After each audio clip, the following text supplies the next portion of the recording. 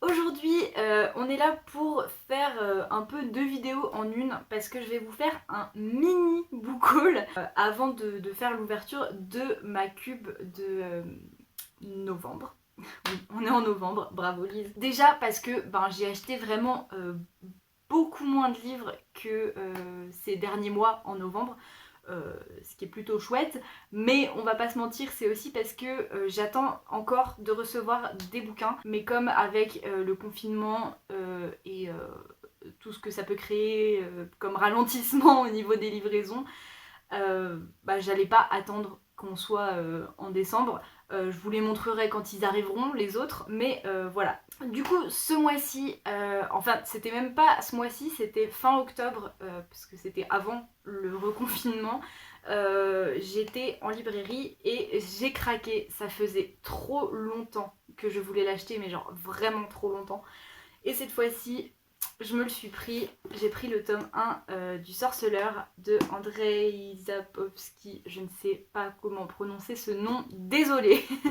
Voilà, donc j'ai trop hâte de le commencer. Je n'ai pas vu la série, je n'ai jamais joué aux jeux vidéo, mais j'en entends parler depuis tellement longtemps.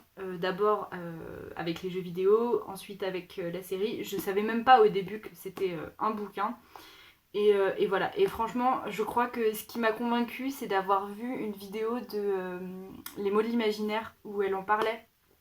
Et ça m'a donné tellement envie de me mettre à cette série. Je crois qu'il y a 7 tomes. Donc voilà, j'ai bien hâte de le lire. Je pense que je vais attendre d'avoir terminé au moins une autre série pour commencer celle-là parce que j'ai trop de trucs en même temps, après je me perds. Mais donc voilà, je suis bien contente d'avoir craqué cette fois-ci. Et ensuite j'ai fait une commande sur la Fnac. Donc c'est ça, j'attends encore, j'attends encore genre 3 livres. Mais j'ai reçu un livre qui me tient vraiment à cœur et dont j'attendais tellement la sortie parce que j'ai lu le tome 1 l'année dernière, donc c'était mais c'était l'année dernière en juin ou en juillet je crois, c'était tout au début de ma chaîne. Et là, ce mois-ci, le tome 2 est enfin sorti. Je parle bien sûr de la BD L'âge d'or de Cyril Pedrosa et Roxane Morey. Je suis tellement contente de la voir, je vais enfin pouvoir connaître la suite. J'aime tellement cette BD, je vais essayer de pas me spoiler, mais comme je vous le dis à chaque fois, je suis très difficile en ce qui concerne les BD par rapport au style graphique. Mais ça, c'est vraiment ma came. J'adore les planches dans cette BD. J'adore tout. L'histoire m'avait juste passionnée au premier tome et j'attendais juste que celui-là sorte. Alors je l'ai reçu il y a quelques jours, mais je ne l'ai pas encore lu. Je me suis retenue un peu. Déjà parce que je lis plusieurs trucs en même temps en ce moment, donc on verra ça un peu plus tard. Mais surtout, j'hésite à relire le tome 1 en fait, avant de me plonger dans celui-là, parce qu'en fait, je l'ai lu qu'une seule fois finalement, le tome 1. Et c'était il y a pas mal de temps, donc je me rappelle pas de tout. Et ça me fera du bien, je pense, de relire le tome 1. Donc voilà, ça je pense que ça se lira tout tranquillement en décembre. Et donc voilà, ça c'était vraiment le mini book haul. Je vous l'avais dit, hein, il n'y a que 2 bouquins. Maintenant, on va passer à l'ouverture de ma cube, voilà, de novembre.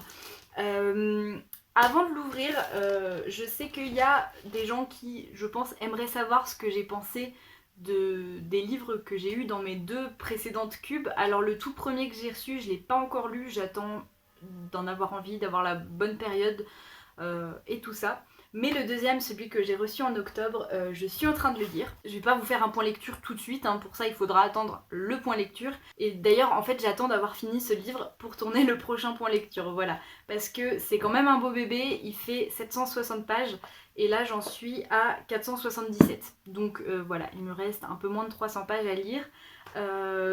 Mais je le dévore, franchement j'adore. Et surtout, surtout vraiment, le libraire qui a choisi ce livre a vraiment répondu à toutes mes demandes. Je voulais un roman avec des éléments fantastiques, comme des créatures. C'était surtout ça que j'avais cité, que ça pouvait être des vampires, des dragons, ce que vous vouliez, mais je voulais des créatures fantastiques. Je voulais rentrer dans un univers vraiment, et j'étais pas contre quelques éléments d'horreur. Et là, je suis mais comblée, ça répond vraiment à toutes mes attentes et en plus, j'adore, vraiment je suis prise dans l'histoire. Je vous en reparlerai un petit peu plus quand je l'aurai fini, mais franchement voilà, j'ai lu presque 500 pages et j'adore. Donc à mon avis, c'est pas les 300 dernières pages qui vont me faire changer beaucoup d'avis. Maintenant, on va passer enfin à l'ouverture de cette petite cube de novembre. Cette fois-ci, elle n'est pas toute défoncée comme l'autre. Enfin, elle n'était pas défoncée l'autre, c'est juste que le livre que j'avais eu était pas mal gros. Donc forcément, elle fermait pas bien. Mais là, je sens que ça prend quand même un peu du volume. Bon, on va voir. Alors, je sais pas si c'est encore que le livre est assez gros ou pas. Voilà comment ça se présente. Il y a plein de petits trucs. Je voulais d'abord choper Préface, donc c'est le petit espèce de magazine brochure qu'ils mettent à chaque fois dedans. Et donc on va pouvoir découvrir le thème. Donc ce mois-ci, le thème c'est les écrivains illustres. Alors je suis intriguée par ce thème. À mon avis ça va parler d'écrivains classiques. On va voir. Alors dedans on a déjà nos habituels. Oh là là c'est trop beau. C'est vraiment l'automne hein. Donc le petit marque-page cube qu'on a à chaque fois et que je trouve vraiment très joli avec les petites feuilles là sur les petites feuilles jaunes sur le fond bleu, franchement ça rend trop bien. Et la fameuse carte de correspondance livraire, j'ai vraiment un problème avec ce mot, libraire.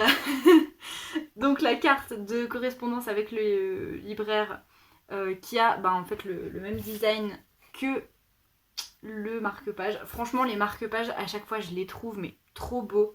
En ce moment, j'utilise que les... par exemple, dans Nosferatu, là, voilà, j'ai celui du mois dernier.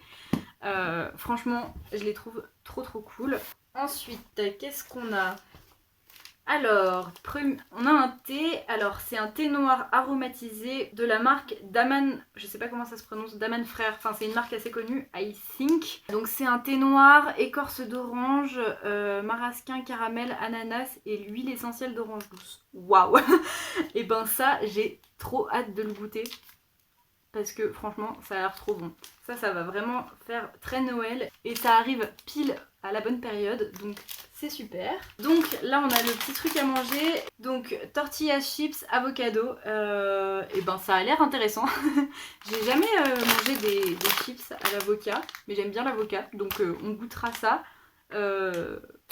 Voilà. ça m'intrigue. Mais ça a l'air cool par contre. Ça, à mon avis...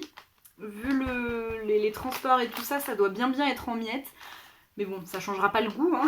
Ensuite, on a, waouh, portrait de Pierre Colderos de Lacoste. Alors bon, c'est un écrivain illustre que je ne connais pas. On a un petit carnet avec des pages vierges. Ça, c'est chouette. Parce que j'aime pas les carnets avec des pages lignées. Ça m'énerve, j'ai l'impression que je peux pas faire ce que je veux dedans. Donc voilà, c'est un petit carnet avec des pages vierges. Ça sera toujours utile. Avec donc un portrait de Pierre... Je vous marquerai son nom parce que j'arrive pas à le dire, j'ai vraiment des problèmes d'élocution. Mais voilà, donc c'est un petit carnet qui est très joli. Franchement, très cool. Et encore un truc utile, c'est ça que j'aime bien dans la cube. Vous allez finir par croire que vraiment je leur fais de la pub et tout, mais c'est vraiment qu'à chaque fois je suis trop contente. Parce que c'est des trucs utiles qu'ils donnent, c'est pas des trucs que tu vas poser dans un coin et dont tu vas jamais te servir. Parce que des trucs à manger, à boire et à se servir, et ben on s'en sert. C'est pas des trucs inutiles. Bref, tout ça pour dire que j'aime cette box. Ah tiens, on a un deuxième thé, donc c'est encore un thé de Noël, mais cette fois-ci c'est un thé vert. Toujours de la même marque. Alors là c'est thé vert, morceau de pomme, cannelle, vanille, pomme, amande amère, huiles essentielles, écorce d'orange. Et ben dis donc, ça va me faire du bien ça je pense. Ensuite, bah dis donc, j'ai l'impression qu'il y a plus de trucs que d'habitude. Est-ce que c'est un poster?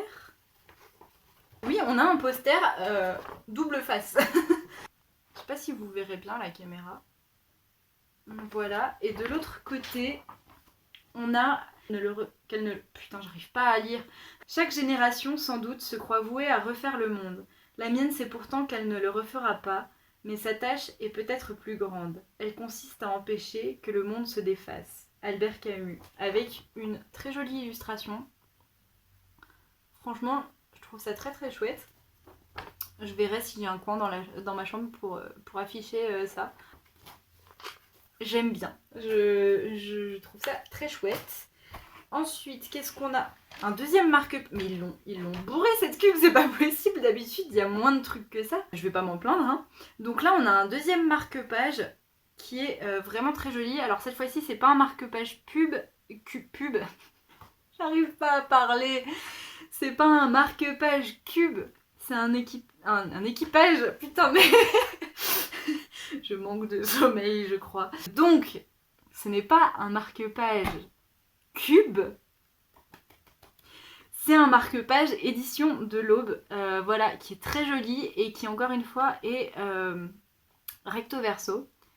Franchement, il est très très chouette. C'est bien, du coup ça me fait un marque-page pour les grands formats. Ça, j'en ai pas beaucoup, hein, des grands marque-pages. En plus de ça, on a une petite carte de remerciement avec les 3 créateurs de la cube là en photo.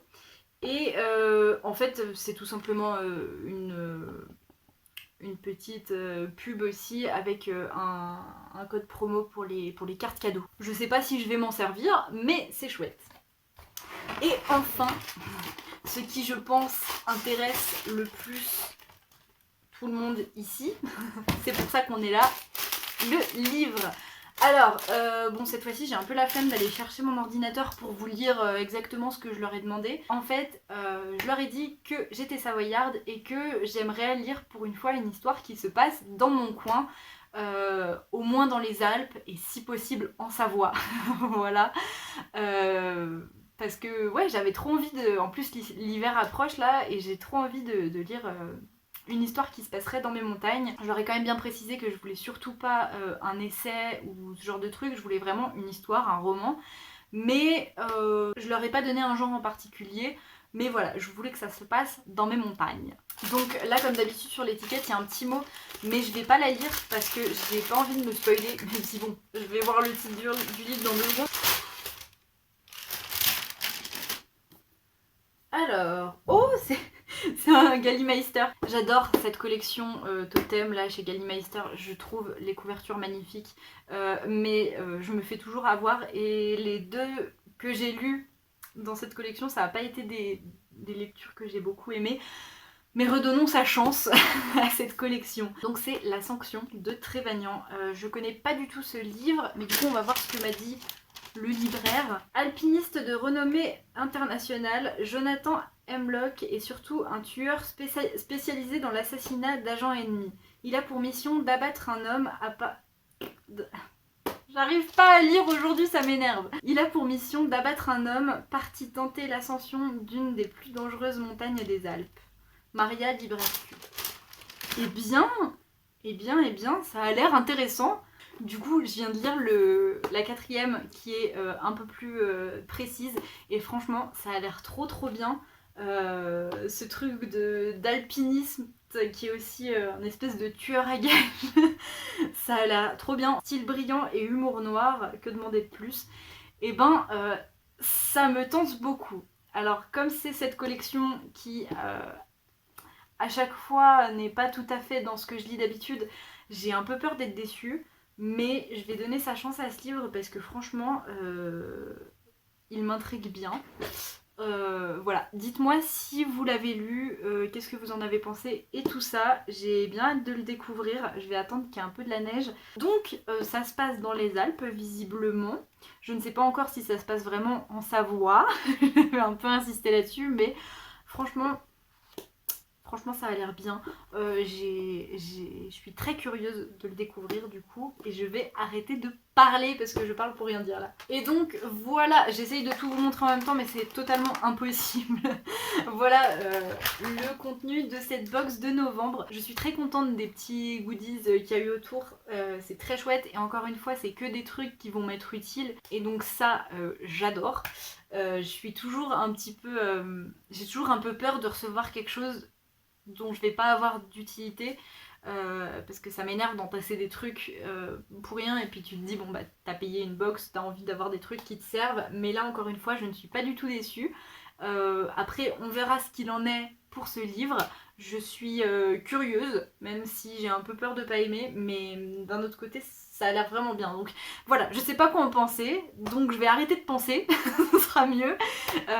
Et puis on verra quand je le lirai. Je sais pas encore si je vais garder mon abonnement Cube pour décembre, parce que j'ai pas mal de trucs à acheter en décembre, les cadeaux de Noël, tout ça. Donc j'hésite à me désabonner pour le mois de décembre. D'un autre côté, si c'est un thème de Noël, franchement ça me tente très bien. On va voir, je vais réfléchir à ça. Est-ce que je préfère garder mes 15 € pour acheter des cadeaux de Noël et tout ça, ou est-ce que je préfère quand même avoir la box de décembre? J'hésite beaucoup, j'hésite fort. On verra bien, hein. L'avenir nous le dira. En attendant, n'hésitez pas à me dire ce que vous avez pensé du contenu de cette box. Et puis en attendant une prochaine vidéo, je vous souhaite de très belles lectures. Bye!